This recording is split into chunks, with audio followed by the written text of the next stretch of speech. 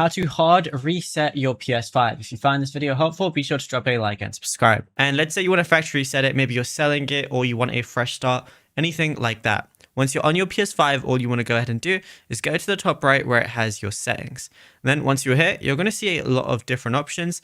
Just go over to System, which is this one. It's like the sixth one down. Go ahead and click on that. You're going to see a lot more options here, but thankfully the very first option is going to be System Software, which is where you're going to be able to do all of these things. And then right at the bottom, you're going to see Reset Options. What I'd recommend doing before that is just backing up your PS5 just in case anything goes wrong.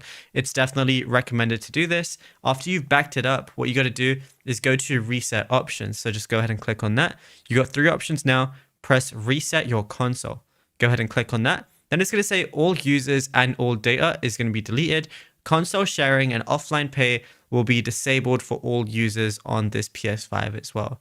So yeah, once you're happy with that, just go ahead and press reset. It might prompt you with like another thing, and then your PS5 is just going to restart a few times. And yeah, once you turn it on again after that, it's going to be like as if you just got your PS5. So you're going to have to log into all users again and make more users or anything like that.